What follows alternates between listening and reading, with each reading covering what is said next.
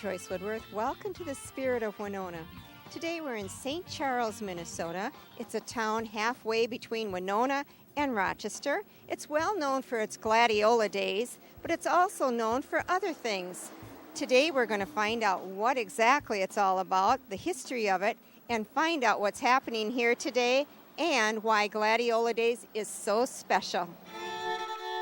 This lovely little town of 3,500 people, situated on Highway 14, has every right to identify itself with the beautiful gladiola flower, which it honors every year during its Gladiola Days festival. The town itself has at its core a population of good people who enjoy a wholesome way of life.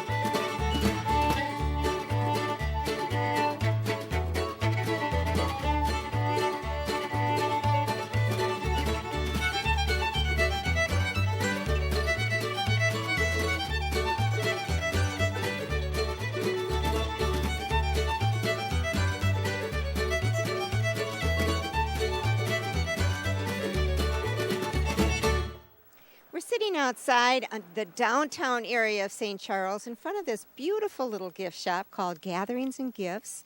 And this is Laura Kirby, who has generously opened up her gift shop for me to conduct some of the interviews here today. Hi, Laura. Now, I understand that you're a new merchant here in town in St. Charles. Tell me what it's like for you here in St. Charles. It's a wonderful atmosphere. It's got a lot of vibrant people and a lot of vibrant artists, and it's a great area to be in. Your little shop is very interesting. Now, what possessed you to open a lovely shop here in St. Charles?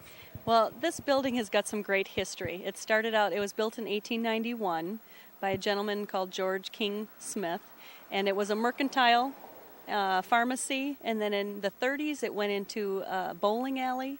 So there are a lot of gentlemen here in town that this is where they made their money, setting pins. From the bowling alley it went into a furniture store, and then the last 20 years it has been the home of Nowita Gardens, which was where all the gladiolas were housed and shipped from. So it hasn't been a retail space per se, but this is where Carl Fisher had all the glads. So I love that history part of it.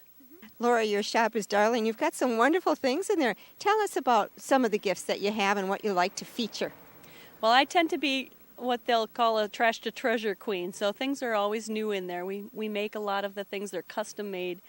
So it's always different in there. We do a lot of arrangements and home decor. We do a lot of home decorating and just gifts to fit whatever you're looking for. What sells the best in your store? You know, that's a different question every week, because the product line is so different every week, and one week it'll be candles and the next week it'll be furniture. So it's a little bit different every week.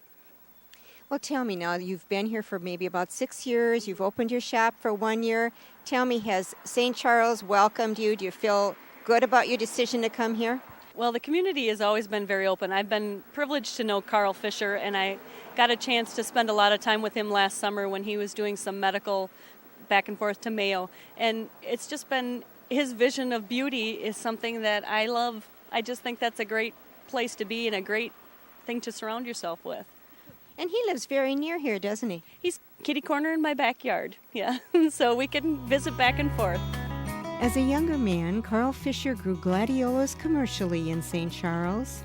His Norita Gardens were a beacon of beauty in the town, and in 1954, the city decided to celebrate the beauty of these fabulous flowers with the start of the Gladiola Days Festival.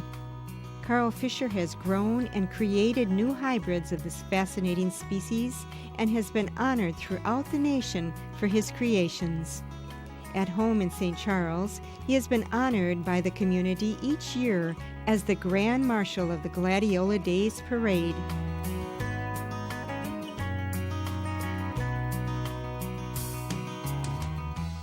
I had the opportunity to speak with Carl Fisher in his garden.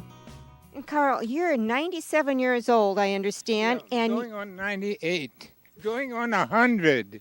Going on it, we all are, I think. Carl, But I plan to see 100. well, good. I hope you do, and I'll be here for your party. All right. Carl, you have been gardening for a lot of years, and you really are the person who began Gladiola Days here in St. Charles, aren't you? Yes, ma'am. Well, tell me why you were so interested in gladiolas, what the flowers mean to you. Well, the gladiolus was my favorite flower in my youth. In high school, many years ago, like 50, 60, 70 years ago, I was at home on the farm, upstairs in bed, and all of a sudden, in my deep sleep, I was awakened. In my deep sleep, I saw an Indian maiden, and as I admired that Indian maiden, I exclaimed, "Novita," and I didn't know until sometime later that it was the Indian word for beautiful. You had a This was vision. before I was indoctrinated to gladiolas. So gladiolas was my destiny. I've had the glad field out in the country, and they saw it, and then they wanted to publicize it. Oh, excellent. So they chose gladiolas to be the part of their celebration. Right. And I know they still do. They really honor you very much. They're very proud of the fact that they have gladiolas as their celebration, and it came from you. Yeah. How does that make you feel? Proud as a peacock. Did you grow up in St. Charles? Yeah. Went to high school here. Went to college at Winona State University. And I'm here now. And I've been hybridizing with the world's leading glad growers in Florida and in California. I have created the flowers that they are making their living on now. I sent them samples of my creations 20 years ago. They are propagating my varieties and giving me a royalty on my work. My special one is named for me. It is called Mr. Carl Fisher. I'm a humble man. I'm just a country boy, but God has been with me. I attribute my success to the man above. I am determined that the best is yet to come.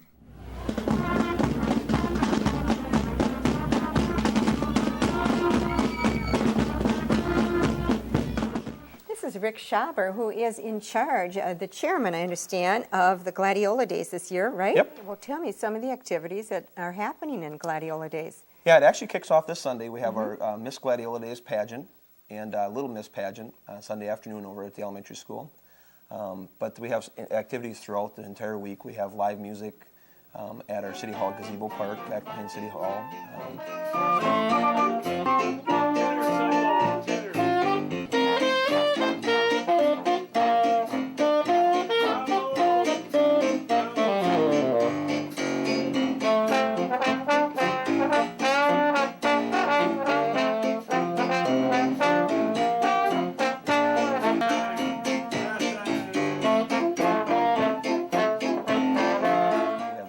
On Wednesday night.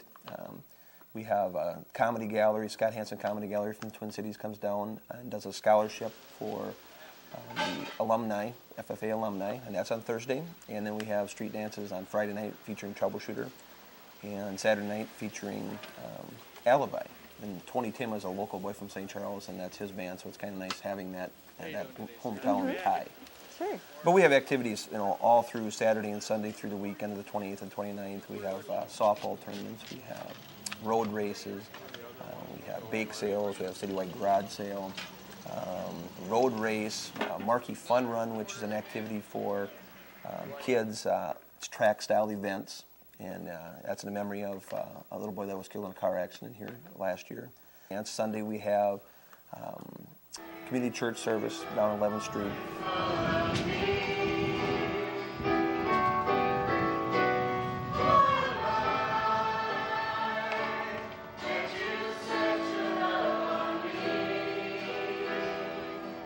Saturday and Sunday is the main weekend of Gladiola Days.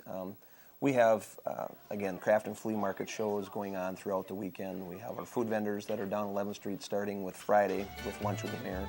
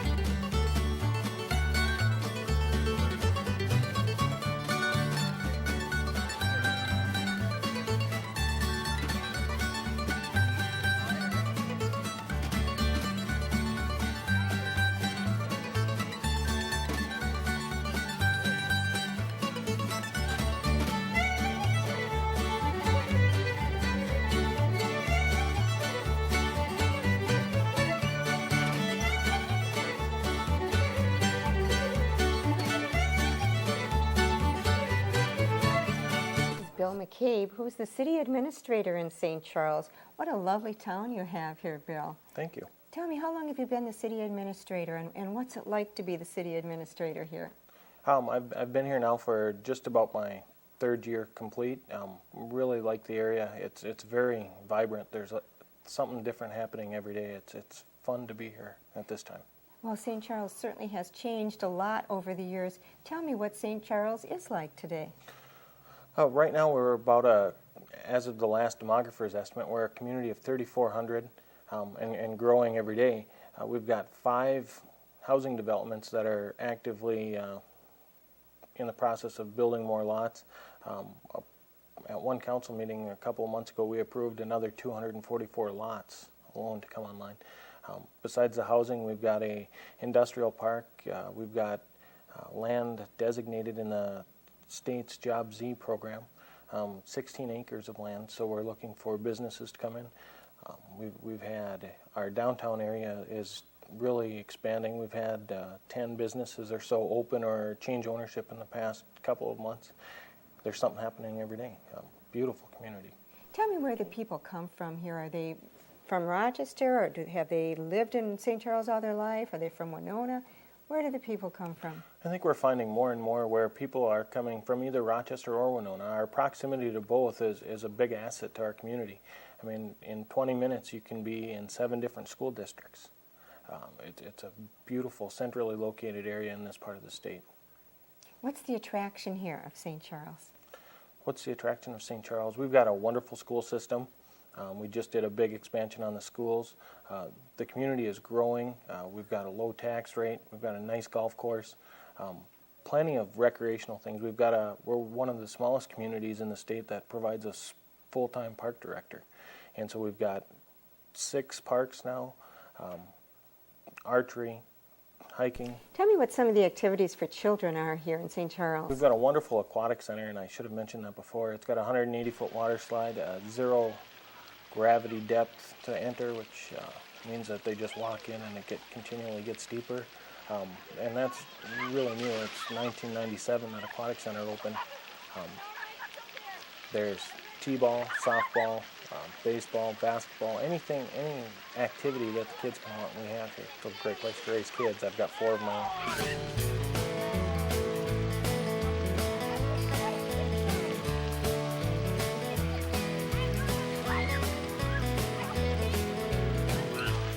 What the people are like here in St. Charles, Minnesota.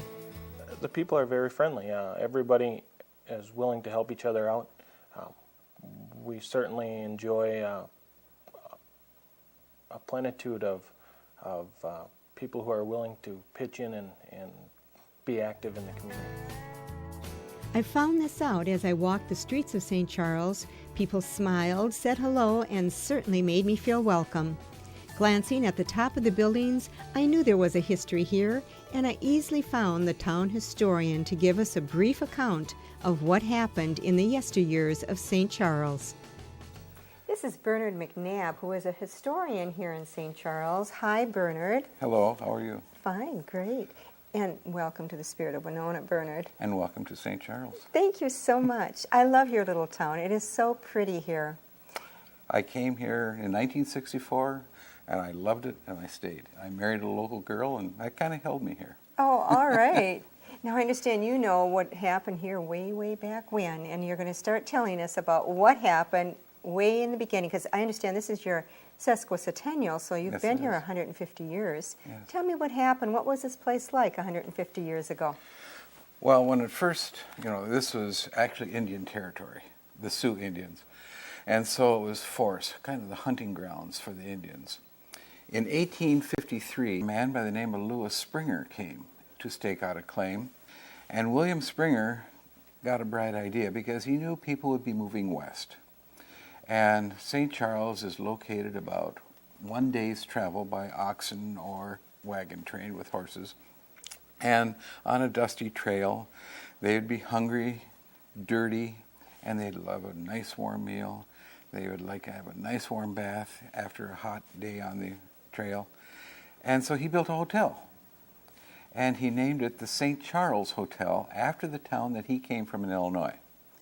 And of course, Illinois was named after, St. Charles, Illinois was named after St. Charles, Charles Borromeo of the 16th century. December of 1854 is when St. Charles was platted, and he platted 49 blocks with a public park, and an acre per lot.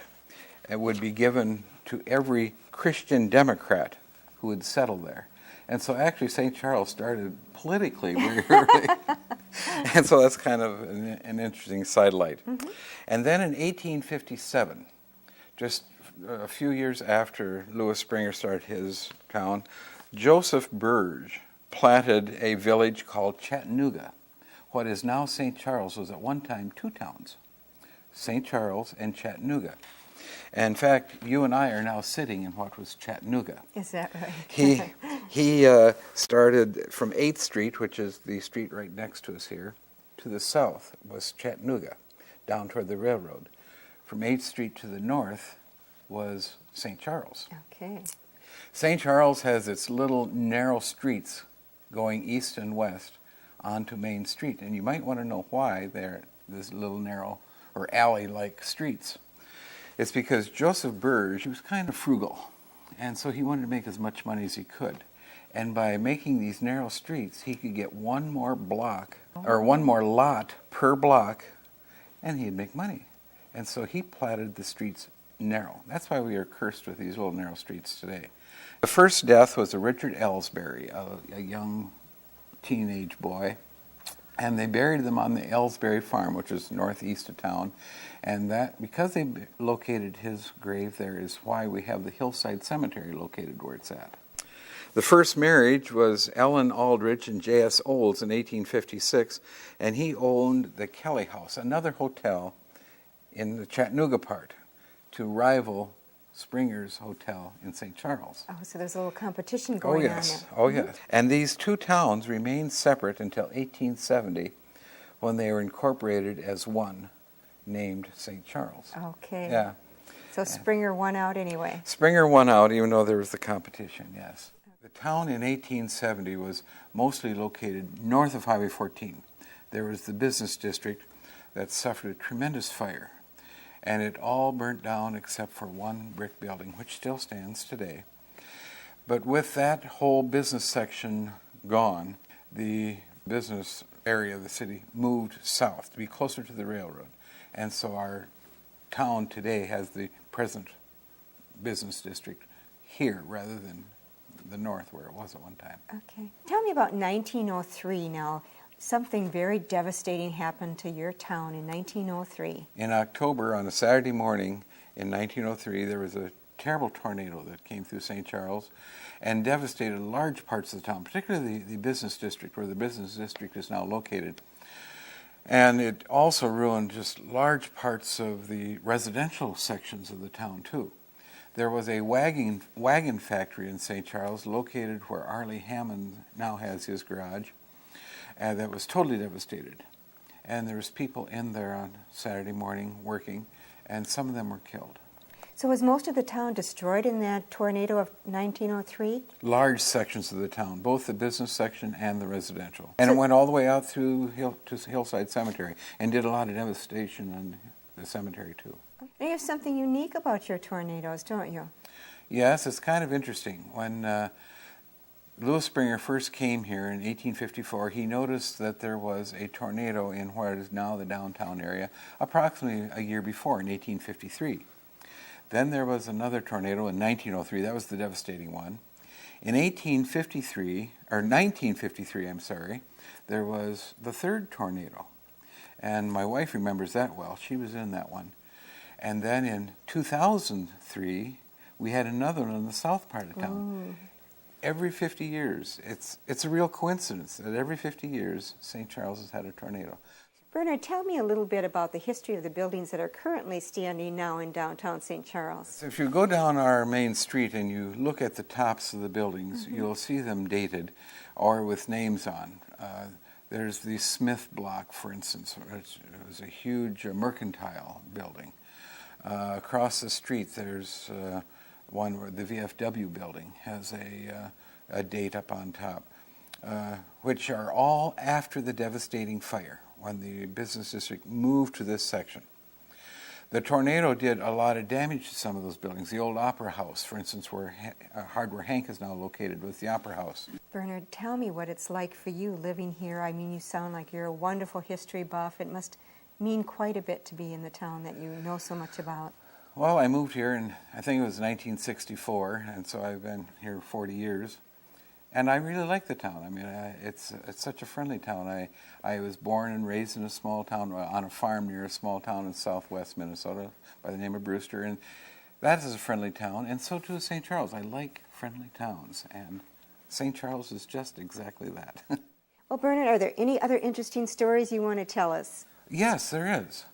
Prohibition. The period of Prohibition was very interesting in St. Charles. There were many stills in the hills north of St. Charles, all the way from Elbow up through Tileman, and St. Charles played a real role in Prohibition. Many rum runners were from here. They would collect the moonshine. The barn where they collected it is still standing. Interestingly, my wife's grandfather was one of the biggest bootleggers. And my mother-in-law still talks about how she was fearful, her dad being a bootlegger. She would sit in the living room looking out toward the street, waiting for the feds to pull up. And so if the feds would come, they would have to quickly hide the moonshine. And so, you know, it's really an interesting period of history in St. Charles. From moonshine to gladiolas, St. Charles has an interesting past and plenty of warm, friendly people to tell its story. This has been Joyce Woodworth. Thank you for joining me today. Please join me again next week. Till then, enjoy the Spirit of Winona.